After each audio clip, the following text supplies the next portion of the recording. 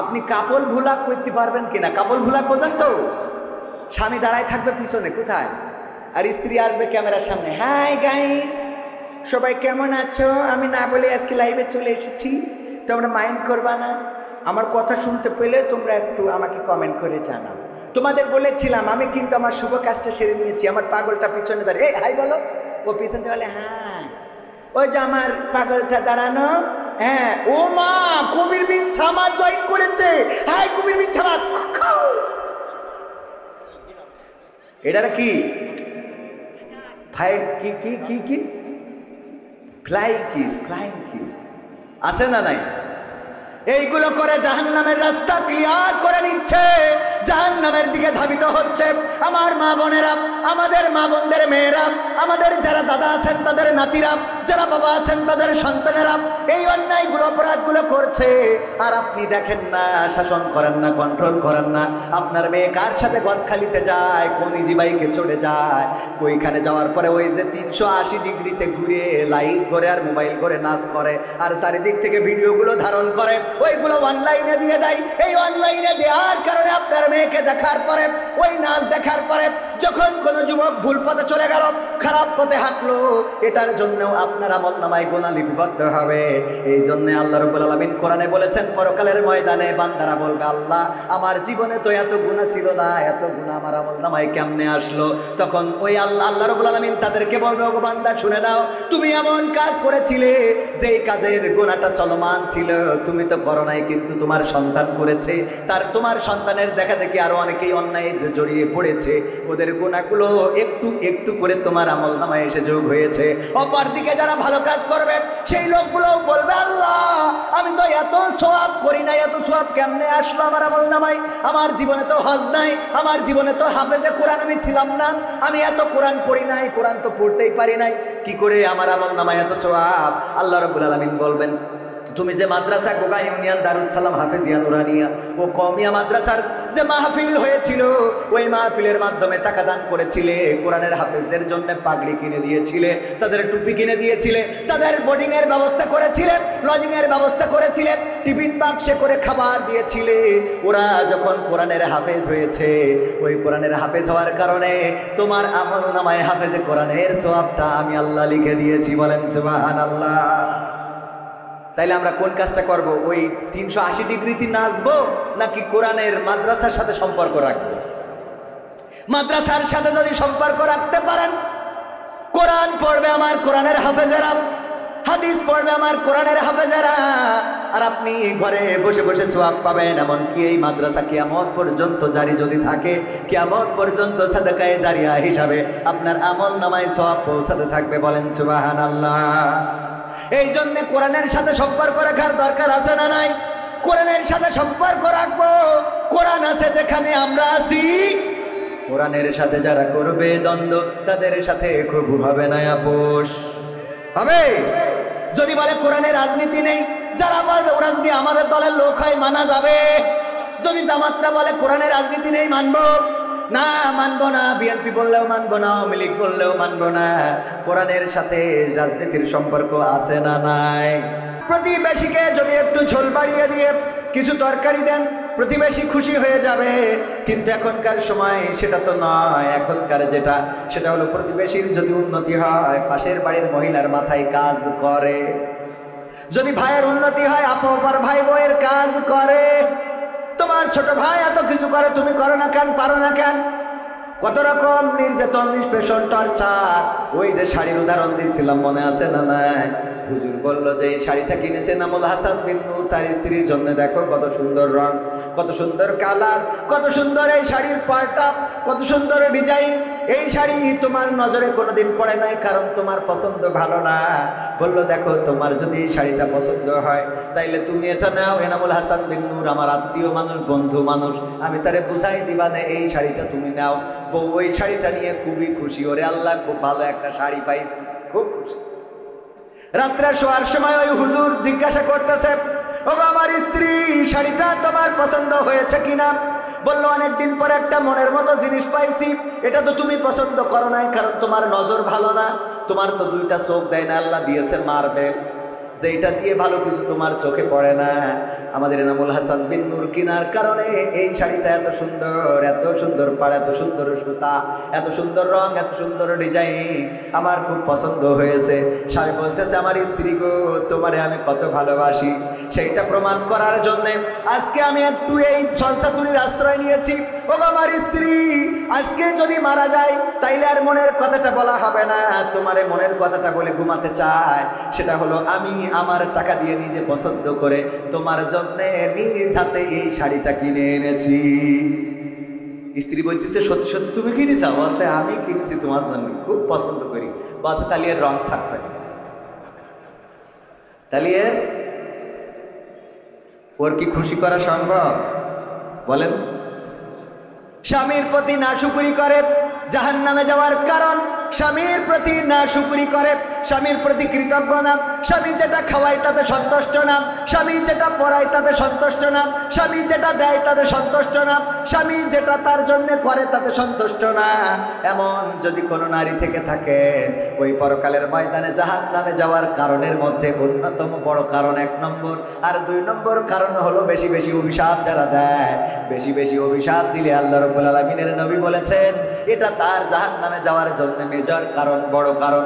সুতরাং মা বোনেরা আমার, স্বামীর প্রতি কৃতজ্ঞ থাকতে হবে। আর ওই যে কি করা যাবে না, অভিশাপ দেওয়া মনে থাকবে। পুরুষরা বলছে, হুজুর ওয়ালটা খুব কাজে লেগেছে, আর মা বোনেরা বলছে, এই খালি আমাদের গুতোই। তা পুরুষরা এসে যে রাত 12টার সময় কষা এক কান নিয়েতে পিঠির পরে ভাঙে, এটা কিটা করে?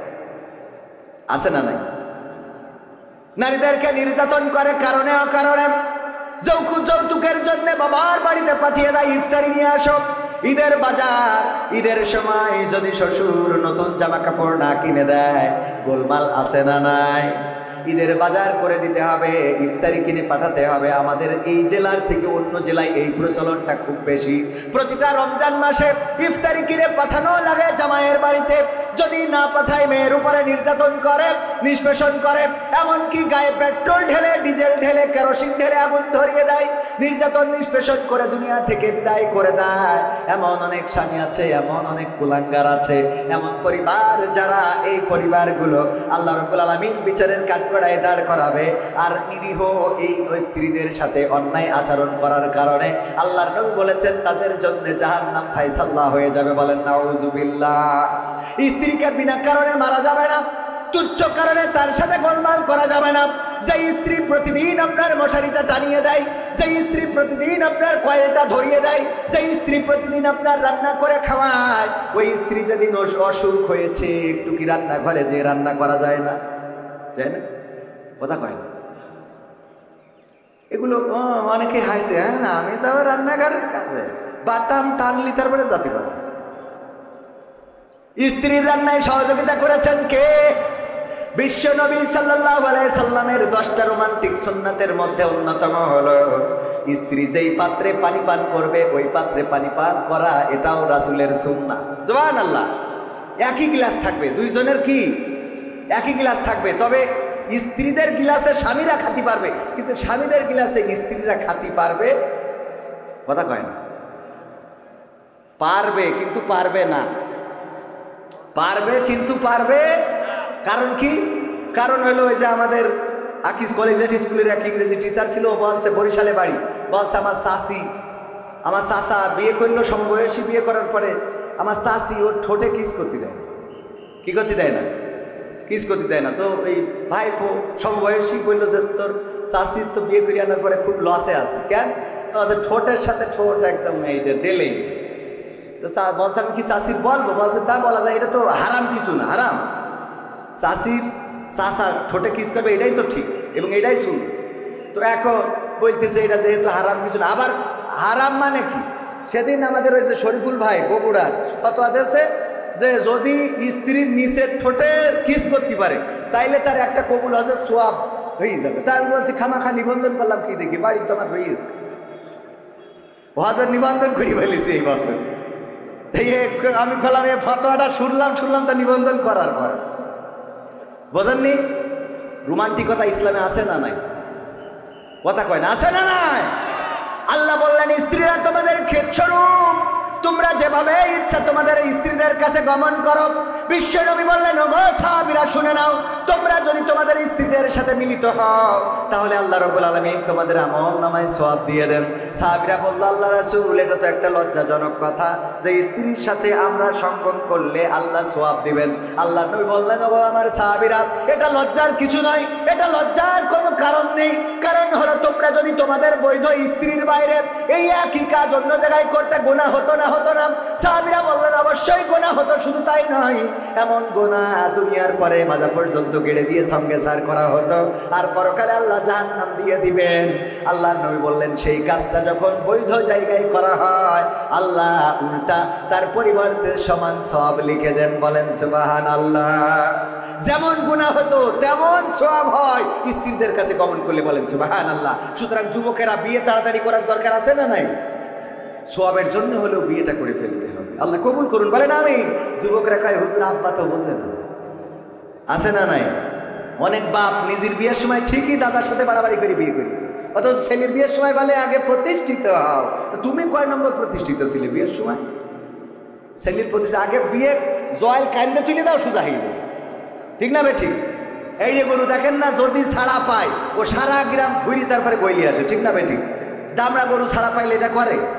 তা আপনার এরিয়ার একটু চুলির কাটিং দিয়েছে, কুর্তা কাটিং সোজা করতে পারছেন না, এমন কাটিং দিয়েছে দেখি শয়তানও কয় তোর আল্লাহ শয়তান আমার বানাই কি দেখি তোর বানালি তোর, আছে না নাই? কথা কয় না। আরে রোজার মাসে গদখালিতে আমার আল্লাহর ওলিরা, বেশি বলবো না, বললি কবে আবার আমাকে কাটি করতেছে। কথা কয় না, করিস না, করেন। ধর্ষণ শুধু না, গণধর্ষণ। কি ধর্ষণ? গদখালিতে যা ফুল বাগানে যার একটু, ওনাকে আবার ফুল বাগানে না গেলে হয় না, বেড়াতে নিয়ে যেতে হবে, মাথার পরে আবার ফুল দিতে। তোর ফুল দিতে কেছে মাথার পরে? এই আছে না নাই? ওরে বাবা, সব কত মাথার পরে ফুল, মাথার পরে ফুল দিয়ে মোটরসাইকেলের পিছনে বসে গিয়ার মারার জায়গা খুঁজি। ও আমার ভাইরা, আলোচনায় ফিরে আসি। এই কাজগুলো আমার মা বোনের পর্দার মধ্যে থাকতে হবে, স্বামীদের সাথে ভালো আচরণ করতে হবে। পুরুষদের কথা বলছিলাম, ওই যে আমার স্যার বললেন যে তার চাচি কিস করতে দেয় না, এই জন্যে চাচিরে বললো চাচি। আমার চাচা অভিযোগ করলো তুমি নাকি তাকে ঠোঁটে কিস করতে দাও না। কই দেব কি? তোমার চাচা বিড়ি পান করে, ধূপ পান করে, বিড়ি খেয়ে মুখের যে অবস্থা করে রেখেছে, ওর পাশায় কিস করা যাবে, তা ঠোঁটের? তাহলে গিলাসে কি পানি পান করা যাবে? স্বামীরা খালি বুঝতে পারিছেন এখন কেন পান করে না? কথা বোঝা গেছে কিনা? ও পানি পান করলে ও তো পানি থাকে না, ও মানে হয় যে বিড়ি গুলাই থিয়েছে। সত্য বলছি না মিথ্যা বলছি? পায়খানা ঘরে যাবেন, কোনো বিড়িখোর পায়খানা করে আসলে আপনি টয়লেটে গেলে মনে হবে আপনি পায়খানায় আসেননি, বিড়ি ফ্যাক্টরিতে আছে। এই সত্য না বলেন, একদম আল্লাহর কিরে করে করবেন। হ্যাঁ, তো ওর ওই গিলাসে কি পানি পান করা সম্ভব? কথাগুলো আপনাদের খারাপ লাগছে? আমার মা বোনেরা বলছে এই হুজুরির আগামী বছর দাওয়াত দিয়ে না আনলি আমরা টাকা দেবো। কারণ যে অতিষ্ঠ করতেছে জীবন শেষ। নামাজের সময় যখন ইমাম বলে ওয়ালা দলিন, এই যে হামিন কই ছাড়লো, দুই কান্দের ফেরেশতা খাতা থিম চলে যায়, যে পরে এসে লিখ পায়। এখন তুই আগে হামিন বললি না, আমি পরে আসবো, কারণ তোর মুখিতে যা বেরোইলো আপাতত থেকে থাকতে পারছি না। ঠিক না বে ঠিক? পাশে দাঁড়াইলে বোঝা যায়, দেখবেন বিড়িখোরের পাশে দাঁড়াইলে নামাজে ও যখন আমিন বলে, আমিনের গন্ধে ওখানে দাঁড়ানো কষ্ট হয়ে যায়। যারা নিয়মিত নামাজি তারা এটা বুঝতে পারবেন, আর নিয়মিত বিড়িখোর যারা তারা তো জীবনে নামাজ পড়লে বুঝবেন না। ঠিক না বে ঠিক? তাইলে নবীর রোমান্টিক সুন্নাতের মধ্যে যেটা, স্ত্রী যেই গ্লাসে পানি পান করবে স্বামী সেই গ্লাসে পানি পান করবে, স্বামী যেই গ্লাসে পানি পান করবে স্ত্রীও সেই গ্লাসে পানি পান করবে। রোমান্টিক সুন্নতের মধ্যে রয়েছে একটাই বালিশ থাকবে, স্বামী স্ত্রীর ঘরে দুইটা বালিশ হবে না, এক বালিশে দুইজন মাথা দিয়ে ঘুমাবে। বলেন সুবহানাল্লাহ। শুধু তাই নয়, স্ত্রীদের সাথে দৌড় প্রতিযোগিতা করা, খেলা করা, আনন্দ করা। র্যাকেট খেলা যদি পর্দা থাকে, আবার র্যাকেট খেলা যদি স্কুল মাঠে যাওয়া যাবে। আপনি চাইলে আপনার স্ত্রীর সাথে র্যাকেট খেলতে পারবেন, আপনি চাইলে আপনার স্ত্রীরে বলবেন যে বল করতে, আপনি ব্যাট করবেন। এইগুলো যদি করেন ভালোবাসা বাড়বে, সংসারে আনন্দ বাড়বে, স্ত্রী স্বামীর মধ্যে মহব্বত বাড়বে, এই সংসারে পরকীয়া থাকবে না, এই সংসারে অন্য স্ত্রীর সাথে স্বামী কথা বলবে না, আর স্ত্রীরাও অন্য স্বামীর সাথে কথা বলবে না। বলেন ঠিক কিনা? কিন্তু আমরা তো স্ত্রীকে সময় দিই না, আবার স্ত্রীরাও স্বামীকে সময় দেয় না। ওই যে বলছিলাম যে অনেক স্ত্রী আছে যারা স্বামীর কথা ভালো লাগে না, কিন্তু কবির বিন সামাদের কাছে ফোন করে ঘন্টার পর ঘন্টা বলতে খুব ভালো লাগে। এরম আছে না নাই? স্বামী যদি ফোন দেয় বিদেশ থেকে, এই এত ফোন দাও কেন, এই এত ফোন দিতে কেন জন্য তোমার, হ্যাঁ টাকা পাঠাবা, পিন নাম্বার বলে দিবা, টাকা তুলে আনবো, এত ফোন দাও কেন, রেখে দাও দিয়ে এবার, হ্যাঁ বল্টু ভাই কেমন আছেন আপনি, অনেকদিন পরে দেখেন তো আমার ঠোঁটটা কেমন লাগছে। ও বাবা, ও বল্টুর কাছে যাইতে ঠোঁট দেখায়, কথা কয়, আছে না নাই? পুরুষও আছে, বোর সাথে খ্যাকম্যাক সারাদিন, এই এটা করি, এই এটা করি, এই এটি করি, আছে না? কিছু করলি ভাতে একটু লবণ কম বেশি হয়েছে না, ভাতে তো হয় না, তরকারি লবণ একটু কম বেশি হইল, লবণ কম হইল কেন, বেশি হইল কেন?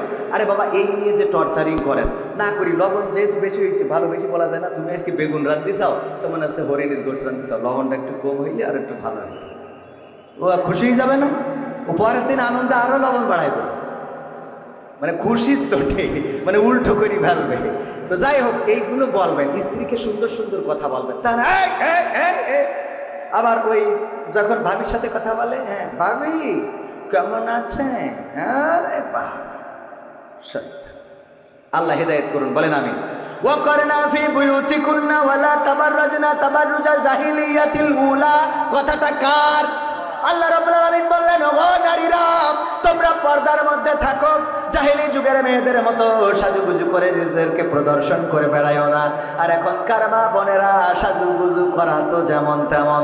ওরে আল্লাহ, ঈদের মার্কেটগুলোতে এখন পুরুষ পাওয়া যায় না, আজান দিয়ে নারী আছে না নাই? নারীদের জন্য আমাদের ঢুকার কোনো কায়দা নাই, আবার তর্ক বিতর্ক শুরু করে দেয়। আমি এক দোকানে গেলাম কাপড় দেখার জন্য, আমার পরে এসেছে এক মহিলা, আসার পর আমাদের ছুটিপুরের বাজারে আসার পর আমাকে কাপড় দেখাচ্ছে, উনি খালি কয় আমারে দেখান, আমারে দেখান। আল্লাহ এটা কিরাম, আমারে দেখান, হ্যাঁ আমারে দেখাচ্ছেন না কেন? মানে আমি দেখতেছি আমার দেখাচ্ছে, ও খালি বলতেছে। আমি বললাম আচ্ছা আপনার সমস্যাটা কি বলেন? আমার দেখাবে না? উনি দেখাবে আপনার, আমি কাস্টমার আগে এসেছি, আগে আমার দেবে, তারপরে আপনার দেখাবে, তারপরে আপনার দেখাবে, আমিও কাস্টমার, আমারও দেখাবে আপনারও দেখাবে, একসাথে দেখাবে। ওরে বাবা, ওরে আমি তো হুজুর মানুষ, মানে হুজুর মানুষ না হলে মানে মেরি বসতাম, কারণ হুজুর মানুষ মারলে তো আবার পরের বউ মেরিছে, কিন্তু মারিছি যে কেন সেটাও তো শুনতে হবে, কথা কয় না। আমার সাথে শুরু করে দিয়েছে, মনে হচ্ছে আমি ওর বাড়ি হলো। এই অবস্থা নারীদের, এদের পরকালে কি হবে? আল্লাহ বলল পর্দার মধ্যে থাকো, জাহিলি যুগের মেয়েদের মতো সাজুগুজু করে নিজেদেরকে প্রদর্শন করে বেড়ায়ও না। আর এখনকার মা বোনেরা সাজুগুজু তো করেই, বুরু কাটিং, তারপরে এই যে আইলা সাইলা পাইলা টিপ নুক্তা যা কিছু আছে সব দিয়ে তারপরে বুরকা পরে। বাড়িতে যখন যায় তখন মনে হয় জান্নাতুল ফেরদাউস বেরোইল, ঠিক না বে ঠিক? আর গদখালি যাওয়ার পরে ওর মধ্যে যে ঢোকে সেই জাহান্নামের টিকিট নিয়ে বাড়ি চলে যায়, কথা কয় না, আছে না নাই? আপনি মনে করছেন হুজুর খালি এইসব কথা বলতেছে, এগুলো তো আমাদের মানে কি অনেক চাচা আছে, মুরব্বী আছে। যদি বলি আপনার নাতিটা দেখলাম এই যে অবস্থা, গদখালি দেখলাম আর একজনের মোটরসাইকেলের পিছনে হাত ধরি, ও গো বাপু এখনকার সময় ও আগে ছিল না, এখন হইয়াছে, এখন হইয়াছে, আছে না নাই? ও যে তোর ডেকে জাহান্নামে নিয়ে যাচ্ছে, পরকালে বলবে যে আমার দাদা ওরে ধরো, কথা কয়, ঠিক না ভাই ঠিক? এই জন্য পর্দা করাতে হবে, সাজুগুজু করা বন্ধ করাতে হবে। আর এই সাজুগুজুগুলো যখন করে, নাইট ক্রিম মেখে কালো মানুষটাও পরিষ্কার হয়ে গেছে। আমার গ্রামেও দেখি যেই লোকটা ছিল কালো, যেই মেয়েটা কালো, হঠাৎ 4 মাস 5 মাস 1 বছর পরে দেখা যায় যে সে ফকফকি পরিষ্কার। এই পরিষ্কার ছেলেরা প্রতারিত হয়, মেকআপ দেখে প্রতারিত হয়। এইগুলো দেখে বলে আমি ওরে ছাড়া বাঁচবো না, আর বিয়ের পরে বিপদে পড়ে যাই। 1 বছরের পরে এবার গান গায়, আমি পারি না আর পারি না, আমি কেন মরি না, আজরাইল কি চিনে না আমারে গো, আমি পারি না আর পারি না। হয়তো 2 দিন পরে মরবো, আগে মরলে কি ক্ষতি, ওরে এই দুনিয়ার রং তামাশা বুঝলাম না রে একরতি। ও আমার ঘরের রমণী, সে যে কাল নাগিনী, বেনাপোলের বিউটি পার্লার আমার বাজাইছে 12টায়, আমি পারি না আর পারি না। ঠিক না বেঠে? বিপদে পড়ে যাই। ওই যে উদাহরণ দিতে যে বলি, এক বিউটি পার্লারের মালিকের নিয়ে যে একটা বক্স দিয়েছে, আইফোন 16 প্রো ম্যাক্স। দাম কত? দাম কত? 80,000, 2 লাখ টাকা, 1.5 লাখ টাকার উপরে আইফোন 16 প্রো ম্যাক্স। কত নিয়ে যেয়ে দিয়েছে বিউটি পার্লারে। এই যে আপনার দিলাম। কিসের জন্য? কয় গতকালকে আমার স্ত্রী আপনার এই বিউটি পার্লার থেকে সেজে গিয়েছিল। তাতে কি? আমি খুশি হয়েছি, এই জন্য দিলাম। কি খুশি হই? বলছে আল্লাহ এর যেন আরো 3টে বিয়ে হয়। কারণ আইফোন 16 প্রো ম্যাক্স এত দামি ফোন। ওমা বক্স খুলি দেখে ওর মধ্যে কি এর আইফোন 16 প্রো ম্যাক্স, খুলি দেখে ওর মধ্যে নোকিয়া 1100, গাডার মারা বাটন তো 2 ইন্দুরি খেয়ে গেছে। লিখা রয়েছে কি এখন কেমন লাগে এখন। কারণ কালকে তুমি যে মালদারে সাজাইছো, এক গোসলের পরে যখন আমি বিয়ে করে নিয়ে যে ঘুমটা উঠালাম, তখন দেখলাম পরিমণির খালাতো বোন। কিন্তু সকালবেলা গোসলের পরে দেখি নোকিয়া 1100, গাডার মারা বাটন ও ইন্দুরি খেয়ে গেছে। আছে না নাই? তুমি সাজায়ে দিলে এমন মাল, আমি এক গোসলে সব শেষ। তবে এখনকার ছেলেরা একটু চালাক, চেহারা দেখার আগে পাত দিকে তাকায়, দেখে নেটওয়ার্ক আছে কি নাই। ঠিক না বেঠে? আর যারা বোঝে না তাদের বুঝাই দিলাম, এখন মা বোনেরা যতই মেকআপ করেন কাজে লাগবে। কারণ পাই দেখবেন যে ওখানে টাওয়ার পাচ্ছে কিনা। যদি দেখেন মুখের সাথে পার নেটওয়ার্কের মিল নেই, একটা ওয়ারিদার একটা গ্রামীণ, তাইলে বলবেন যে ভেজাল আছে না। একটা ওয়ারিদ একটা গ্রামীণ, এইটা যদি হয় এয়ারটেল আর গ্রামীণ, তাইলে বলবেন ভেজাল আছে, ওইটারে বিয়ে করা যাবে। আগের সময় যদি আমার চাচারা, আমার মুরব্বীরা, হুজুররা বিয়ে করতে চাইতো, তাদের মুরব্বীরা যেত মেয়ে দেখার জন্য, যাওয়ার পরে জিজ্ঞাসা করতো, গো মা কোরআন পড়তে পারো কিনা? বলতো পারি। তাইলে 2টা আয়াত পড়ে শোনাও। কোরআনটা বের করে দিত, 2টা আয়াত পড়ে শোনাতো। তারপরে বলতো নামাজের আরকান আহকাম কয়টা, তারপরে বলতো উজুর ফরজ কয়টা, তায়াম্মুমের বিধান কি, তারপরে সূরা ইয়াসিন মুখস্থ আছে কিনা, আর রহমান পারো কিনা, আয়াতুল কুরসিটা হবে কিনা, দোয়ায়ে কুনুতটা বলো, দুরুদে ইব্রাহিমটা হবে কিনা। এইগুলো জিজ্ঞাসা করার পরে যখন দেখতো সবকিছুতে 100তে 100, বলতো যে যাক খুশি হয়েছি। মেয়েটা যদিও একটু কালো, রঙে যদিও একটু মরা, জাতের মেয়ে কালো ভালো, নদীর পানি ঘোলা ভালো, সুতরাং এই মেয়েটাকে বিয়ে করা বা ছেলের জন্য বৌমা করা যায়। আর এখনকার সময় মেয়ে দেখতে যেয়ে জিজ্ঞাসা করে কি, মুরব্বীরা আর যায় না, যাই ইয়াং ফুলাপান। যাওয়ার পরে মেয়ে সেজে পিজে সামনে আসে, এই পরে আগে এটা চোখ কি করে, এটা চোখ একটা মাইরি দেয়। এটার কি বলে? যে কথা তো ছিল রেখলে ঠিক আছে। এরপরে কয় দোস্ত জিজ্ঞেস কর, ভাবি আপনার টিকটকে ফলোয়ার্স কত আছে? টিকটকে আপনি রিলস ভিডিও কি করতে পারেন? আপনার ফেসবুকে ভিউজ কেমন হয়? আর্নিং আছে কিনা? মুরব্বীরা বুঝতে পারছেন না, কিন্তু ইয়াংরা বুঝতে পারছে জিনিসগুলো কি। আপনি কাপল ভুলাক করতে পারবেন কিনা? কাপল ভুলাক বোঝেন তো? স্বামী দাঁড়ায় থাকবে পিছনে কোথায়, আর স্ত্রী আসবে ক্যামেরার সামনে, হাই গাইস সবাই কেমন আছো, আমি না বলে আজকে লাইভে চলে এসেছি, তোমরা মাইন্ড করবা না, আমার কথা শুনতে পেলে তোমরা একটু আমাকে কমেন্ট করে জানাও।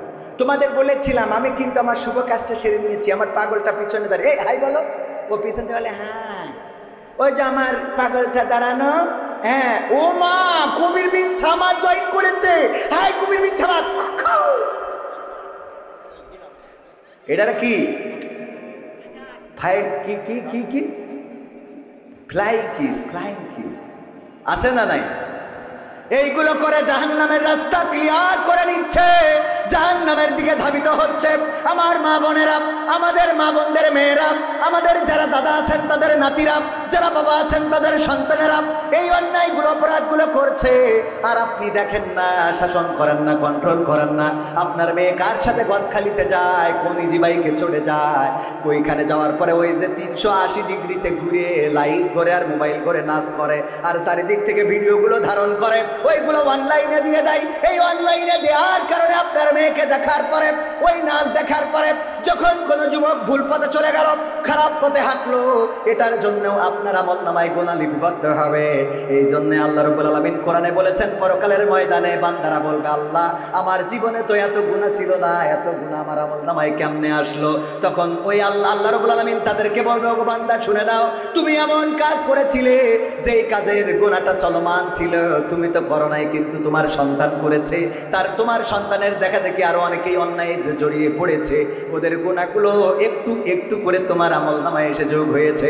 অপরদিকে যারা ভালো কাজ করবে সেই লোকগুলো বলবে, আল্লাহ আমি তো এত সওয়াব করি না, এত সওয়াব কেমনে আসলো আমার আমলনামায়?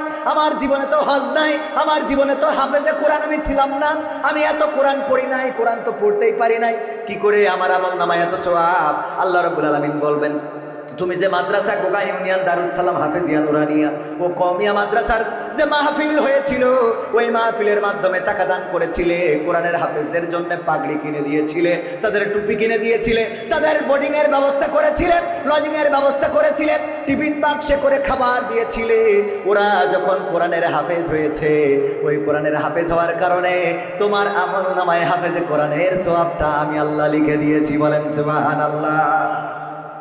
তাইলে আমরা কোন কাজটা করব? ওই 380 ডিগ্রিতে নাচবো নাকি কোরআনের মাদ্রাসার সাথে সম্পর্ক রাখবো? মাদ্রাসার সাথে যদি সম্পর্ক রাখতে পারেন, কোরআন পড়বে আমার কোরআনের হাফেজেরা, হাদিস পড়বে আমার কোরআনের হাফেজেরা, আর আপনি ঘরে বসে বসে সওয়াব পাবেন। এমনকি এই মাদ্রাসা কিয়ামত পর্যন্ত জারি যদি থাকে, কিয়ামত পর্যন্ত সাদাকায়ে জারিয়া হিসাবে আপনার আমলনামায় সওয়াব পৌঁছাতে থাকবে। বলেন সুবহানাল্লাহ। এই জন্য কোরআনের সাথে সম্পর্ক রাখার দরকার আছে না নাই? কোরআনের সাথে সম্পর্ক রাখবো। কোরআন আছে যেখানে আমরা আছি, কোরআনের সাথে যারা করবে দ্বন্দ্ব, তাদের সাথে কবু হবে না আপোষ হবে। যদি বলে কোরআনে রাজনীতি নেই, যারা বলবে ওরা যদি আমাদের দলের লোক হয় মানা যাবে। যদি জামাতরা বলে কোরআনে রাজনীতি নেই, মানবো না, মানবো না। বিএনপি বললেও মানবো না, আওয়ামী লীগ বললেও মানবো না। কোরআনের সাথে রাজনীতির সম্পর্ক আছে না নাই? কোরআনের সাথে যারা করবে দ্বন্দ্ব, তাদের সাথে কবু হবে না আপোষ। কোরআনের সাথে যারা করবে দ্বন্দ্ব, তাদের সাথে কবু হবে না আপোষ। জেল জুলুম হলেও হবে, জেল জুলুম হলেও হবে, বিবেকের কাছে তো রব নির্দোষ।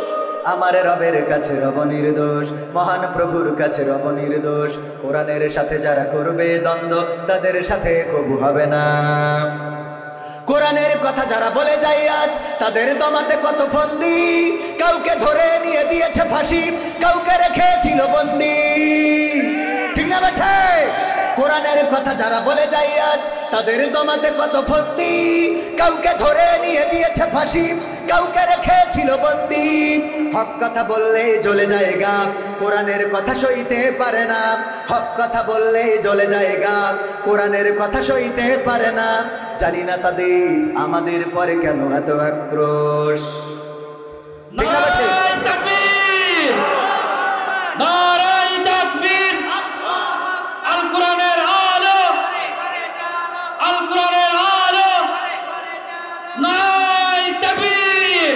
কোরআনের সাথে যারা করবে দ্বন্দ্ব, তাদের সাথে কবু হবে না। কোরআনের কথায় আজ বলতে গেলে আসছে বাধা কত ভাবে। কোরআন প্রেমিকেরা হাতে রেখে হাত সাবলে এগিয়ে যাবে। ঠিক না বেঠে?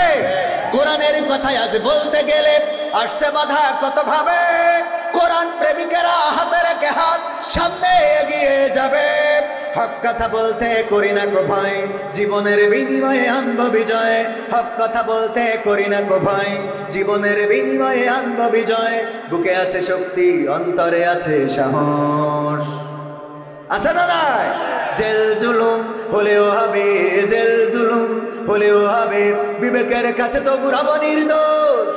আমার রবের কাছে রব নির্দোষ, মহান প্রভুর কাছে রব নির্দোষ। কোরআনের সাথে যারা করবে দ্বন্দ্ব, তাদের সাথে কবু হবে না। আপোষ করা যাবে, কিন্তু আমাদের সমস্যা হলো, বলবো কোরআন পড়তে ভালো লাগে, কোরআন শুনতে ভালো লাগে, কোরআন জানতে ভালো লাগে, কোরআন মানতে ভালো লাগে না। ঠিক না বেঠে? কোরআন পড়তে ভালো লাগে কোরআন, শুনতে ভালো লাগে কোরআন, জানতে ভালো লাগে কোরআন, মানতে ভালো লাগে না। নামাজেতে পড়লে কোরআন মনটা শীতল হয়, কারির তেলাওয়াত শুনিলে প্রাণ জুড়িয়ে যায়। নামাজেতে পড়লে কোরআন মনটা শীতল। দীপুমণি, মমতাজ, আইন্দ্রকিশোর, রুনা লাইলা, মানে যারা ওই দিতে নির্যাতিত আছে তারা সব কি, সব সংখ্যাগরিষ্ঠ, সব মুসলমান। আর আমার দাদারা বলে এই দেশে সংখ্যালঘু নির্যাতিত হয়। তাহলে আমার প্রশ্ন হইল, নির্যাতিত হচ্ছে তো ইরা যদি সংখ্যালঘু হয় তাইলে আল্লাহর ওলিগুলো কই? আর ইরা যদি আল্লাহর ওলি হয় তাইলে সংখ্যালঘু কই? কথা কয় না। আমার কথা মনে বোঝেননি? নাসিরউদ্দিন হোজ্জা অনেকদিন পরে 1 কেজি গরুর গোশত কিনেছে, কিনে স্ত্রী বলছে রান্না করো, কইসি খাবো, ভালো করি সরষের তেল দিয়ে রান্না। স্ত্রী রান্না করি, ও তো মেলা দিন ধরে গরুর গোশত খায় না। আগের সময় নারীরা কি মোটামুটি নারীরা পুরুষরা 1 কেজি গরুর গোশত কইসি খাওয়া কোনো ব্যাপার ছিল না। ও কড়াইতে খাতি 1 কেজি গোশত তেজ মারা শেষ। এবার চিন্তা করলো কি করবো, স্বামীর কি জবাব দেবো? মেয়েদের একটু বুদ্ধি বেশি থাকে, ঠিক না বেঠিক? হঠাৎ দেখা যাচ্ছে বল্টুর সাথে কথা বলছে, বল্টু ভাই তোমাকে না দেখলে আমার ভালো লাগে না, একটু ভিডিও কল দাও তো। আচ্ছা এমবি নেই, ঠিক আছে তাহলে কথা বলো। হঠাৎ যদি স্বামী এসে বলে কার সাথে কথা, এ ভাই তুই এসে বেড়াই দেশে নে ভাই, তোর কতদিন দেখিনি ভাই, তোর কথা খুব মনে পড়ে। আরে ছোটবেলায় একসাথে কত মালাঠুলি খেলতাম। একদম সাথে সাথে ভলিউম চেঞ্জ, চ্যানেল আলাদা। কথা কয় না। বিটিভিতে ছিল, সাথে সাথে স্টার জলসা, অথবা স্টার জলসায় ছিল, সাথে সাথে বিটিভি। কথা কয় না। এত মজা মজা করি কথা খেতে বলতে, হঠাৎ তুই তা মারি ও বলি দেয়। আর ও বলে পরে আবার ফোন দিয়ে কয় বুঝতে পারিলে? কয় হ্যাঁ বুঝলাম যে ও বাড়ি চলে এসেছে। ওরে বাবু সব জানে। আর বলে এমনি কি অ্যাক্সিডেন্ট করেছি? ওটা গবেষণা করতে করতে পড়ি গেছ খাইছে। আল্লাহ মাফ করুন, বলে না আমি। ওগো আমার ভাইয়েরা, তাইলে নাসিরউদ্দিন হোজ্জা কি কিনে এনেছে? গোশ রান্না করো, কইসে খাবো, গেছে গোসল করার জন্য। গোসল করে সেই স্ত্রীকে বলতেছে, স্ত্রী নিয়ে আসো গোশত কোথায়? স্ত্রী তো খাইতে খাইতে সব শেষ। চিন্তা করলো স্বামীরে কি বুঝ দেব, কি সান্ত্বনা দেব। বাড়ি ছিল একটা বিড়াল, রান্নাঘরের চুলার পাশে শুয়েছিল। ওইটারে ধরে গলায় দড়ি দিয়ে টানতে টানতে নিয়ে বলছে, তোমার কদিন করে বললাম যে এইটা বেনাপোল ফেলাই দিয়ে আসো। বলছে কেন? কয় যে 1 কেজি গোশত তুমি কিনে চাও, কত কষ্টের টাকার বোন। আর এই বিড়ালটার সংখ্যা। স্ত্রী সত্যিই কি হ্যাঁ তুমি আমায় বিশ্বাস করো না? আমি বলে এই সংসার করবো না, আব্বার কাছে ফোন দেবো, আব্বা আমার নিয়ে যাও। ওরে বাবা, ওর সাথে সাথে আব্বা নিয়ে যাও। অপরাধ করবে, আবার গলা উপরের লেভেলে থাকবে, মানে ওদের কাছে যায়। আমি আর কবো না, মনে দুঃখের কথা থাক, এই ক্যামেরায় ভিডিও আসছে। তো এখন এই যে অবস্থা, ইফতারি কিনে নিয়ে আসছি, তা না বলেও পাচ্ছি না। ইফতারি কিনে নিয়ে আসছি, চুলায় লবণ বেশি হয়ে গেছে। আমি ইফতার করে বাড়ি ফিরেছি, বলছে ও চুলা খাওয়া যায়? তাই বলছে কেন? বলছে যে এই দেখো লবণ কেমন হয়ে গেছে। তাই আমি বলছি দোকান থেকে কিনে আনলাম, আমিও রোজা, তা ওখানে কি খেয়ে চেক করে নিয়ে আসবো? কথা কয় না। এখন বোর ঠিক রাখার জন্য রোজা ভেঙে আগে চুলা চেক করতে হবে, তা না হলে আমার মতো হুজুরের ইমান আমল ঠিক থাকবে না। কারণ রোজা থেকে এখন যদি বলি যে আমি চুলা লবণ নিয়ে তাও ঝাড়ি মারতেছি, কুশন দিই, তাহলে আবার ঝামেলা না। হুজুরকে তো ধৈর্য ধরতে হবে। তো তার জন্য কি কথা দেন, কি লিখে দেন তিনি? হুজুর 12টা, হ্যাঁ এই তো শেষ, আর 2 মিনিট আছে। তো 2 মিনিটের মধ্যে বলছি। তাহলে কি দাঁড়াইলো? নাসিরউদ্দিন হোজ্জার কাছে কি এনে দিয়েছে? বিড়াল। এইনি বলছে যে এই বিড়ালে সব খেয়ে ফেলেছে। নাসিরউদ্দিন হোজ্জা বলছে সত্যিই কি খেয়েছে? বলছে বিশ্বাস হচ্ছে না তোমার? বলছে না বিশ্বাস তো হয়। তো আচ্ছা ঠিক আছে দাও, ফেলাই দিয়ে আসি। বেনাপোলে নিয়ে যেয়ে অথবা গুগা বাজারে নিয়ে যেয়ে যে মিটারের পরে তুলে দিয়েছে, দিয়ে দেখে বিড়াল কাটাই 1 কেজি। কয় কেজি? আবার ওই বিড়াল বাড়ি এনেছে। এই স্ত্রী বলছে সত্যি কি বিড়ালে গোশত খেয়েছি? তুমি এখনো অবিশ্বাস করতে চাও? আমি রোজা রেখে মিথ্যে কথা বলছি তো? হ্যাঁ গালাগালি আছে না? নাই বলছে যে না স্ত্রী তুমি মিথ্যা বলো না, আমি জানি, কিন্তু আমার একটা দুঃখ, আমার একটা কষ্ট। এই বিড়ালটা গোগা বাজারে নিয়ে যেয়ে ওজন দিলাম, দেওয়ার পরে দেখি বিড়ালটা কাটাই 1 কেজি। এখন আমার প্রশ্ন হলো, এইটা যদি সেই বিড়াল হয় তাহলে আমার সে গোশত ডাকুন, আর এইটা যদি সেই গোশত হয় তা আমার সে বিড়াল ডাকুন। কথা বোঝেননি? তা নির্যাতিত হচ্ছে এই দেশে শেখ হাসিনা, বঙ্গবন্ধু শেখ মুজিবুর নেই, এই ওবায়দুল কাদের, সালমান এফ রহমান, তারপরে কিনা হানিফ, তারপরে ইনু, মেনন, দীপুমণি, সালমান এফ রহমান, শাহজাহান চৌধুরী, তারপরে আরো কিটা ব্যারিস্টার সুমন, আরাফাত, এইগুলো সব মুনুকাটা মুসলমান। দাদারা কয় হিন্দু নির্যাতিত হচ্ছে। আমার প্রশ্ন হলো ইরা বিড়াল হলি গোস্ত কই, আর ইরা গোস্ত হলি বিড়াল কই? মানে ইরা যদি মুসলমান হয় সংখ্যালঘু কই, আর ইরা যদি সংখ্যালঘু হয় তাহলে এতদিন ধরে জাগের আল্লাহওয়ালা পীর সাহেব মানিছি তারা কই? আর 5টা মিনিট নেই। এমপিরা সব কোথায় গেল, মন্ত্রীরা সব কোথায় গেল, কোথায় কাদের কাকা? তাদের সারা দেশটা এখন লাগে ফাঁকা ফাঁকা। পালাবো না, পালাবো না, প্রয়োজন হলে ফখরুলের বাসায় গিয়ে ঠাকুরগাঁওয়ে বাসা আছে না, ঠিক না বেঠে? পালাবে না, পালাবে না, যাই না তবু দেখা, পালাবে না, পালাবে না, যাই না তবু দেখা। তাদের সারা দেশটা এখন লাগে ফাঁকা ফাঁকা, ওদের সারা দেশটা এখন লাগে ফাঁকা ফাঁকা। আইন মন্ত্রী আটকে গেল আইনেরই ফাঁকে, দাড়ি ছাড়া দরবেশের ভণ্ড ভণ্ড লাগে। আইন মন্ত্রী আটকে গেল আইনেরই ফাঁকে, দাড়ি ছাড়া দরবেশের ভণ্ড ভণ্ড লাগে। শুনছি কত নেতা নেত্রী খাইতেছে ভাই ডান্ডা, বিচারপতি কালামানিকের ফাটিয়েছে আন্ডা। পলকেরও ঝলক গেল, পলকেরও ঝলক গেল থামিয়ে নেটের চাকা। তাদের সারা দেশটা এখন লাগে ফাঁকা ফাঁকা, ওদের সারা দেশটা এখন লাগে ফাঁকা ফাঁকা। কই গেল সেই সংসদেতে মমতাজের গান, কোথায় গেল হযরত বলা স্বামী মোসমান? কই গেল সেই সংসদেতে মমতাজের গান, কোথায় গেল হযরত বলা স্বামী মোসমান? ইনু, মেনন, দীপুমণি আছে কারাগারে, বাপ করিলেও পাপ কখনো ছাড়ে কি আর তারে? কোথায় গেল স্পিকারের, কোথায় গেল স্পিকারের দৃষ্টি আঁকা বাঁকা? তাদের সারা দেশটা এখন লাগে ফাঁকা ফাঁকা, ওদের সারা দেশটা এখন লাগে ফাঁকা ফাঁকা। কোথায় গেল আরাফাত আর ব্যারিস্টার সুমন? কথা বলার সময় তারা করেনি ওজন। মুরগি কবির খাইছে ধরা, জাফর কোথায় আছে? গোপনে কি সেও গেল মোদি দাদুর কাছে? কোথায় গেল সালামের, কোথায় গেল সালামের কাড়ি কাড়ি টাকা? তাদের সারা দেশটা এখন লাগে ফাঁকা, ঠিক না? সম্মানিত ভাইয়েরা আমার, যারা ইসলামের বিরুদ্ধে অবস্থান নিয়েছিল, যারা চেয়েছিল, আল্লাহ রাব্বুল আলামিন বলেছেন ইউরিদুনা লিউতফিউ নূরাল্লাহি বিআফওয়াহিহিম আল্লাহু মুতিম্মু নূরিহি ওয়ালাউ কারিহাল কাফিরুন। ওরা চায় মুখের ফুৎকার দিয়ে দ্বীনের আলোকে, ইসলামের আলোকে নির্বাপিত করে দেবে। আমি আল্লাহ আমার দ্বীনের আলোকে প্রজ্বলিত করে রাখবো। ওরা চেয়েছিল এই দেশ থেকে ইসলামকে মিটিয়ে দিতে, ইসলামী মূল্যবোধকে মিটিয়ে দিতে, মসজিদ মাদ্রাসাকে এই দেশ থেকে, এই দেশে মসজিদ মাদ্রাসা যেন ভালোভাবে মানুষ ইবাদত করতে না পারে, মাদ্রাসায় যেন কোরআনের খাদেম হতে না পারে, তার জন্য যত রকম ষড়যন্ত্র করা যায় সব রকম করেছিল। বলেন ঠিক কিনা? ষড়যন্ত্র কি টিকেছে? মসজিদ আছে, মাদ্রাসা আছে, আলেম আছে, ওলামা আছে, মামুনুল হক আছে, আমির হামজা আছে, কিন্তু যাদেরকে তারা নিঃশেষ করে দিতে চেয়েছিল তারা এই বাংলাদেশে নাই। বলেন ঠিক কিনা?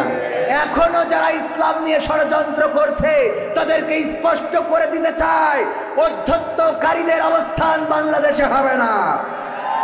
এই বাংলাদেশ রক্ত দিয়ে এনেছি, জীবন দিয়ে এনেছি, রক্ত দিয়ে এই দেশের স্বাধীনতা সার্বভৌমত্ব রাখবো। যারা মনে করে এই দেশের স্বাধীনতাকে বিপন্ন করবে, আল্লাহর কসম করে বলি তাদের স্বপ্ন পূরণ হবে না। এখন বাংলাদেশের মানুষ সিদ্ধান্ত নিয়েছে, সব দল দেখা শেষ, দাড়ি টুপির বাংলাদেশ, ঠিক না বেঠে? সব দল দেখা শেষ, সবাই বলেন সব দল দেখা শেষ, সব দল দেখা শেষ। এই কথা বললে যদি কেউ মনে করেন জামাতের কথা বলেছি, চরমনের কথা বলেছি, না, আমি বলবো যারা এই কোরআনের পক্ষে বলবে তারা যদি বিএনপির হয় আমরা তাদের লোক, তারা যদি আওয়ামী লীগের হয় আমরা তাদের লোক, তারা জাসদের বাসদের যদি হয় কোরআনের পক্ষে থাকলে আমরা তাদের লোক। কিন্তু জামাতে ইসলাম যদি কোরআনের বিপক্ষে দাঁড়িয়ে যায়, আল্লাহর কসম করে বলি এই জামাতের বিরুদ্ধে আমাদের আন্দোলন। ঠিক না ঠিক? সুতরাং ভুল বুঝার কোনো সুযোগ নেই।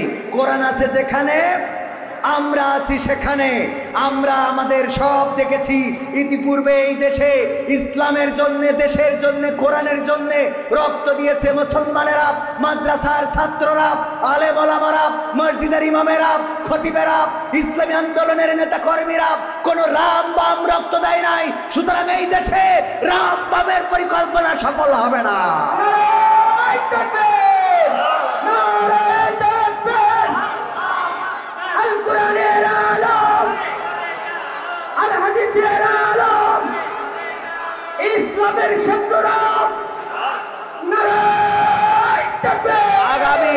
আগামীর দিন আসছে বড় ক্রিটিক্যাল দিন। ষড়যন্ত্র চলছে, ছিনতাই লীগ, ডাকাত লীগ, ধর্ষণ লীগ, শ্রমিক লীগ, রিক্সাওয়ালা লীগ, আনসার লীগ, এক একটা নামে যে দাঁড়াচ্ছে রাজপথে। ইবতেদায়ীর শিক্ষক বহু বছর ধরে চাকরি করে, প্রতিষ্ঠানের নাম জানে না, দেখেছেন কিনা? সুতরাং ষড়যন্ত্রকে যদি মোকাবেলা করতে হয় তাহলে অবশ্যই সোচ্চার থাকতে হবে। যদি আইন প্রশাসনের লোক সুনির্দিষ্ট কোন পদক্ষেপ গ্রহণ না করে, জনগণ লাঠির মাথায় আইন তুলে নিতে হবে। ডাকাত কয়টা পায়ে দড়ি ভেঙে উল্টা বেঁধে উল্টা টানানোতে ডাকাত কমেছে না কমে নাই? ধর্ষণকারী পাবেন, উল্টা টানাবেন, পৃথিবী থেকে বিদায় করে দেবেন। আইনের কাজ যদি আইন না করে, জনগণ করে দেবে। ঠিক না ঠিক? আইনের কাজ আইন না করলে জনগণ করে দেবে। স্পষ্ট করে বলে দিতে চায়, আগামীর দিনে বাংলাদেশে ষড়যন্ত্র করে পার পাওয়া যাবে না। 1400 ছাত্র, 14,000, 15,000 ছাত্র যদি জীবন দিতে পারে, তাহলে বাংলাদেশের লাখো মুসলিমও জীবন দিতে। সুতরাং দিনের ডাক যদি আসে, কোরআনের ডাক যদি আসে, আল্লাহর পথে জান মাল দিয়ে যদি সংগ্রাম করতে বলে, রাজপথে যদি নামতে বলে, বুকের রক্ত যদি ঢালতে হয়, সেই রক্তের সাগরে সাঁতার কেটে কেটে একটি রক্তাক্ত বিপ্লবী কালেমার পতাকা, কোরআনের পতাকা বাংলার জমিনে উড়াতে রাজি কারা কারা দেখতে চায়?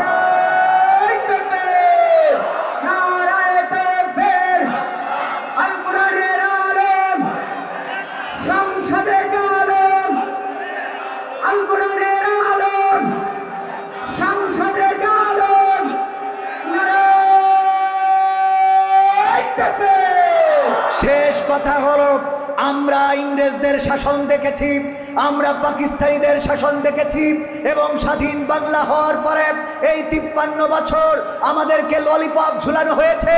কেউ বলেছে নতুন বাংলাদেশ গড়া হবে, কেউ বলেছে সোনার বাংলাদেশ গড়া হবে, কেউ বলেছে সবুজ বাংলাদেশ গড়া হবে, কেউ বলেছে স্মার্ট বাংলাদেশ গড়া হবে, কেউ বলেছে ডিজিটাল বাংলাদেশ গড়া হবে। আর স্মার্ট বাংলাদেশ গড়তে যেয়ে স্টেজ পর্যন্ত ভেঙে ফেলেছে। বলেন ঠিক কিনা? আমরা আর নতুন বাংলা দেখতে চাই না, সবুজ বাংলা দেখতে চাই না, সোনার বাংলা দেখতে চাই না, আমরা ডিজিটাল বাংলা দেখতে চাই না, স্মার্ট বাংলা দেখতে চাই না। আমাদের এখন সিদ্ধান্ত হলো, আগামীতে কোরআনের বাংলা দেখতে চাই, আগামীতে আল্লাহর বাংলা দেখতে চাই, আগামীতে দ্বীনের বাংলা দেখতে চাই, আগামীতে দাড়ি টুপিদের বাংলা দেখতে চাই। আমরা স্বাধীন বাংলা, সোনার বাংলা, রূপালী বাংলাতে শান্তি পাই নাই, কোরআনের বাংলা দিয়ে দেখবো শান্তি আসে কি আসে না। আল্লাহ আমাদের সেই তৌফিক দান করুন, বলেন আমিন। আসসালামু আলাইকুম ওয়া রাহমাতুল্লাহ।